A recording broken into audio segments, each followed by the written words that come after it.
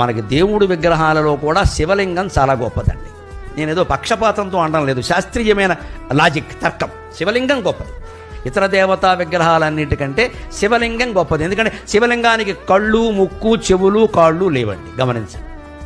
కృష్ణుడికి ఉన్నాయి, రాముడికి ఉన్నాయి, వెంకటేశ్వర స్వామికి ఉన్నాయి, అమ్మవారికి కూడా ఉన్నాయి. శ్రీమాత, శ్రీ మహారాజ్ఞ. అబ్బో, ఆవిడ మామూలుగా కూర్చోదు, కాలేసుకుని కూర్చోవలసింది. అవన్నీ ఉన్నాయి. శివలింగాన్ని మీరు గమనించండి, అంతే ఇలాగే బోడిగా అలా ఉండిపోతుంది. ఎందుకని? అన్ని మీద నీళ్లు పోసినా జారిపోతాయి, పాలు పోసినా జారిపోతాయి, క్షీరాభిషేకం, తేనె పోసినా జారిపోతుంది, మధువుతో అభిషేకం, పళ్ళరసాలు పోసినా జారిపోతాయి, అన్నీ జారిపోతాయి. అంటే శివుడు ఏం చెబుతున్నాడు? నీ ఆత్మస్వరూపం ఇవన్నీ వచ్చాయి జారిపోతాయి, వదిలేయి.